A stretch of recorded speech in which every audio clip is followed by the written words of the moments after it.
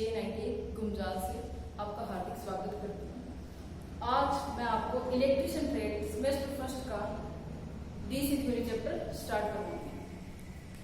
तो अपने बात करते हैं डीसी थ्योरी की।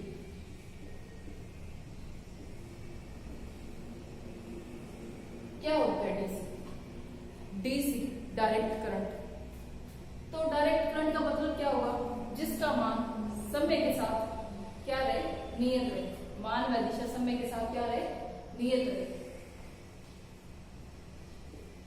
डीसी का मतलब हुआ जिसका मान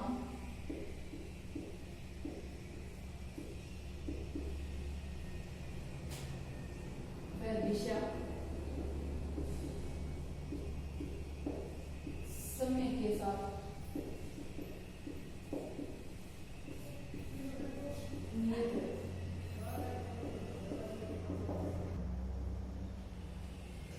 डीसी का मतलब क्या हुआ? जिसका मान व दिशा समय के साथ क्या रहे? नियत रहे। तो ये क्या कहलाएगा? Direct current. इसके बाद अपने बात करते हैं एसी की। एसी क्या होता है? जिसका मान समय के साथ चेंज होता रहे, उसकी दिशा भी समय के साथ क्या हो? चेंज होती रहे।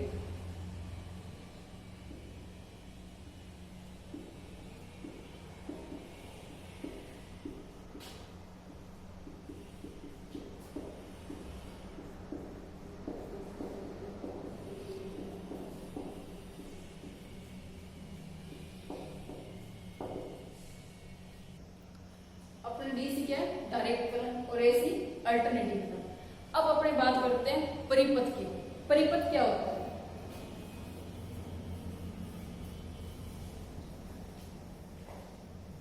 परिपथ विद्युत धारा के प्रवाह के लिए तैयार किया गया बंद व पूर्ण मार्ग क्या कहलाएगा आपके पास? परिपथ। तो अपने परिपथ देख लेते हैं पहले। परिपथ विद्युत धारा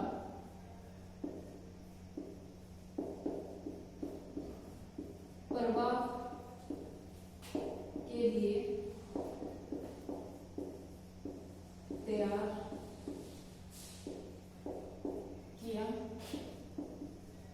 गया बंद व पूर्ण मार्ग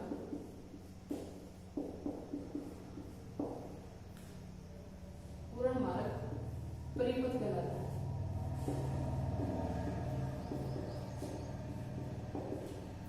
तो परिपथ क्या होता है? विद्युत धारा प्रवाह के लिए तैयार किया गया पूर्ण व बंद मार्ग क्या कहलाएगा? परिपथ। तो इसके बाद अब देखते हैं परिपथ में मेन पार्ट्स कौन से होते हैं। अब इसके देखते हैं अपने परिपथ के जो मेन पार्ट्स होते हैं, कौन कौन से पार्ट्स होते हैं।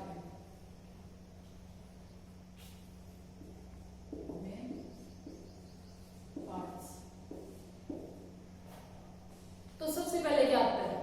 अपने परिपथ को ऑन करने के लिए क्या जरूरी है? सप्लाई जरूरी है। तो सप्लाई के लिए क्या करेंगे अपने?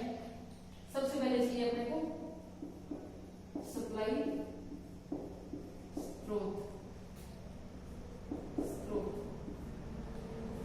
सप्लाई स्रोत क्या होता है? सप्लाई स्रोत जिससे अपने परिपथ को धारा दे सके।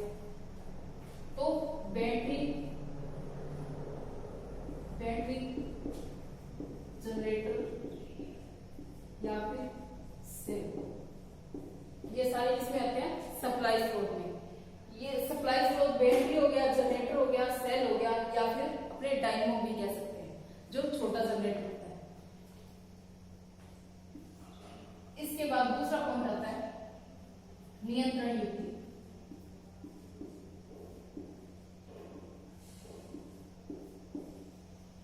सप्लाई दे दी, अब सर्किट को अपने क्या करना है? कंट्रोल करना है, नियंत्रण करना है। तो उसके लिए अपने को क्या चाहिए? एक स्विच चाहिए, या फिर अपने रेगुलेटर का यूज कर सकते हैं। स्विच, रेगुलेटर, ये किसमें आते हैं? नियंत्रण युक्ति में। इसके बाद तीसरा पॉइंट देखते हैं अपने सुरक्षा युक्ति।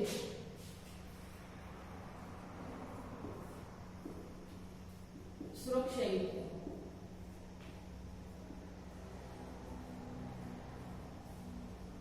सप्लाई सोर्स हो गया, नियंत्रण भी कर लिया, अब सर्किट की क्या करते हैं? अपने सुरक्षा करनी भी बहुत जरूरी है। तो उसके लिए अपने किस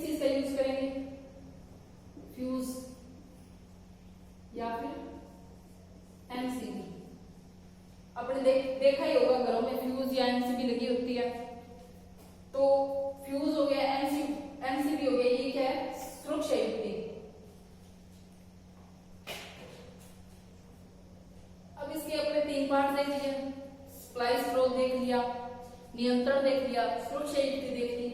अब चौथा आता है, 4 नंबर पे आता है उपभोक्ता, उपभोक्ता युक्ति।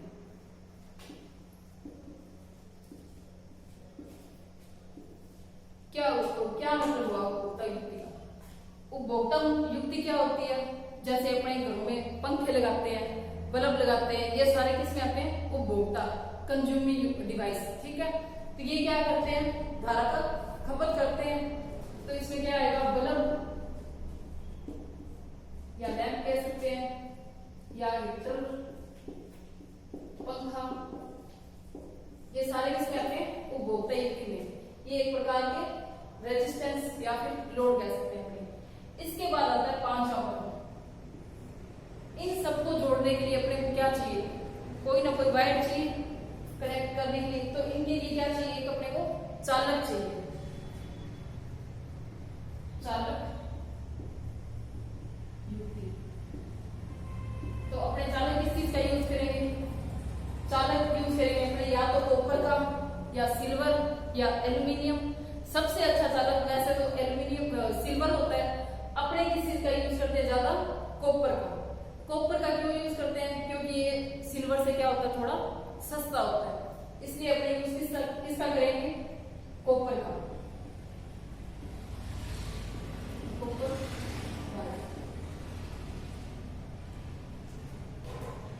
अब अपने इसके 4 पॉइंट देख लिए। अब एक बार फिर से देख लेते हैं उनको। सबसे पहले क्या आता है? सप्लाई सोर्स, सप्लाई स्रोत। दूसरा क्या आएगा? पहला सप्लाई आ गया, दूसरा क्या आएगा? नियंत्रण, नियंत्रण युक्ति। इसके बाद 3 नंबर पे क्या गया है? सुरक्षा युक्ति, सुरक्षा युक्ति। और 4 नंबर पे उपभोक्ता।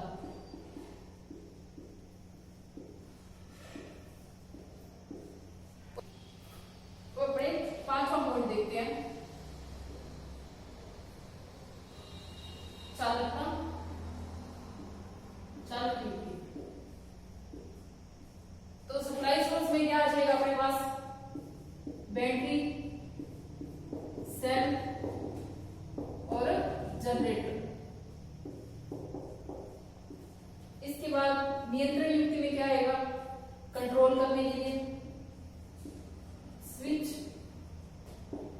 रेगुलेटर। सुरक्षा युक्ति के लिए क्या आएगा? फ्यूज हो गया, एमसीबी हो गया, फ्यूज, एमसीबी। इसके बाद आता है उपभोक्ता युक्ति। उसके लिए क्या होगा? Lamp, fan. इसके बाद चालकता युक्ति। चालकता के लिए क्या आएगा? कॉपर वायर,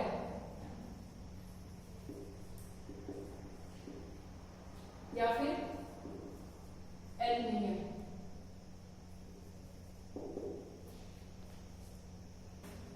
अब परिपथ को अपने एक डायग्राम के हिसाब से देख लेते हैं।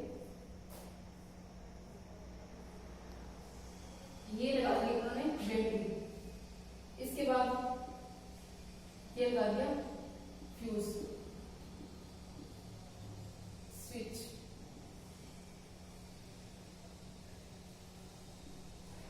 ये बैटरी का कौन सा सिरा हो गया? ये पॉजिटिव, ये नेगेटिव।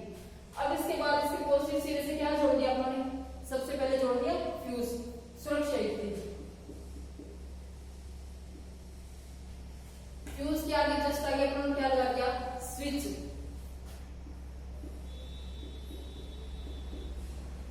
इसके बाद लैंप लगा दिया। ये एक प्रकार का लोड हो गया अपने पास। और ये अपने पास क्या आ गई? Copper wire, conductor. तो ये क्या आ गया? सप्लाई सोर्स, सुरक्षा युक्ति, नियंत्रण युक्ति, उपभोक्ता युक्ति, और ये क्या आ गया? चालक। अब अपने क्या देखते हैं, टाइप, टाइप्स ऑफ सर्किट। तो सर्किट कितने प्रकार के होते हैं, 4 प्रकार के। सबसे पहले अपने बात करते हैं बंद परिपथ की। बंद परिपथ या इसे बोल सकते हैं अपने close circuit, close circuit. Close circuit कौन सा होता है, जो अपने लैंप जल रहा है या फैन चल रहा है, वो सारे कौन सा सर्किट में आएंगे, बंद परिपथ में। बंद का मतलब यहाँ पे ऑफ नहीं है, ये ऑन है। तो ऑन के लिए जिसमें लैंप जल रहा हो वो कौन सा सर्किट कहलाएगा, बंद परिपथ। तो इसमें धारा का मान क्या रहेगा,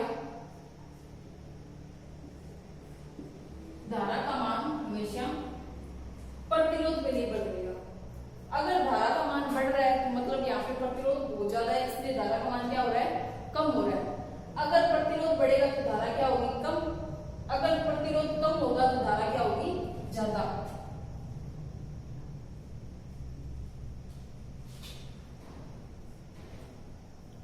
धारा के बढ़ने से क्या होगा, प्रतिरोध कम हो जाएगा, और प्रतिरोध के बढ़ने से धारा कम हो जाएगी।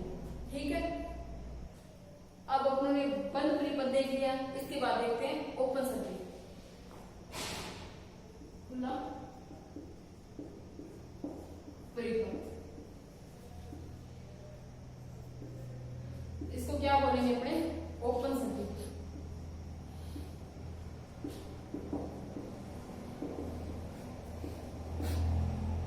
अब ओपन सर्किट का मतलब क्या होता है, जहां पे अपने फैन को ऑफ कर दिया या लैंप को ऑफ कर दिया तो वो क्या कहलाएगा, अपना खुला परिपथ, क्योंकि वहां पे धारा का मान क्या हो जाएगा, 0, और प्रतिरोध का मान क्या हो जाएगा, अनंत। यहाँ पे धारा नहीं जा रही, इसका मतलब यहाँ पे प्रतिरोध कितना है, अनंत है। तो इसमें वोल्टेज क्या रहेगी, वोल्टेज उस परिपथ के जो सिरे होते हैं वहां पे वोल्टेज का मान तो होगा, लेकिन वो पूरे सर्किट में नहीं जाएगा।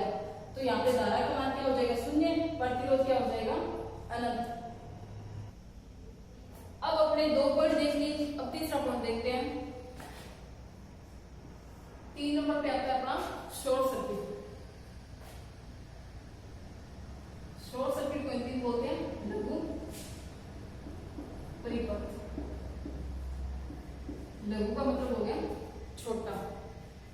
तो इस शॉर्ट सर्किट,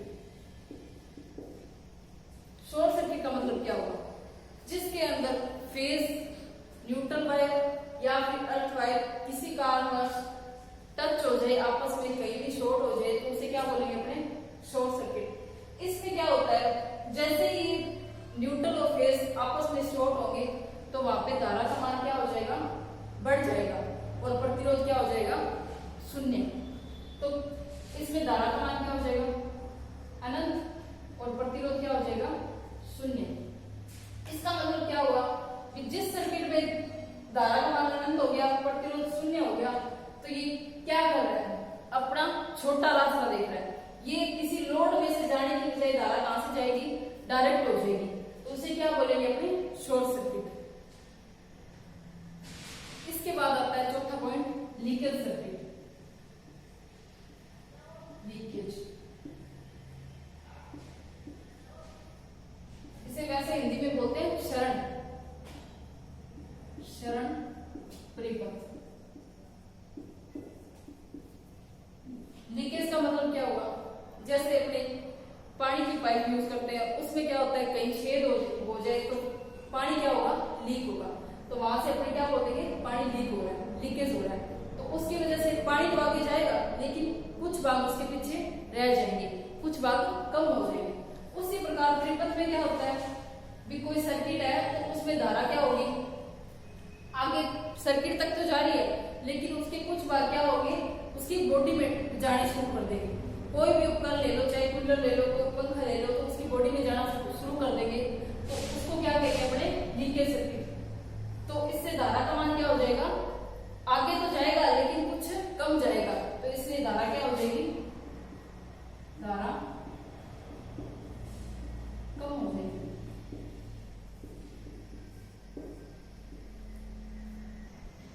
अब अपने एक बार फिर से चार टाइप देख लेते हैं परिपथ के। पहला कौन सा था, बंद परिपथ। दूसरा ओपन, खुला, खुला परिपथ। 3 नंबर पे आता है लघु परिपथ। अब 4 नंबर पे लीकेज।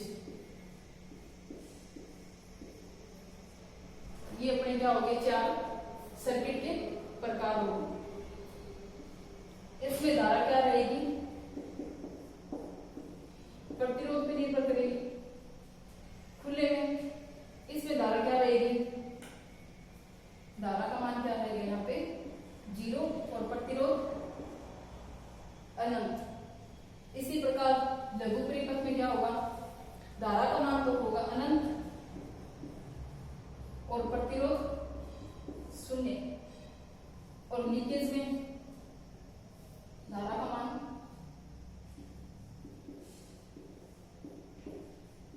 कम हो जाएगा।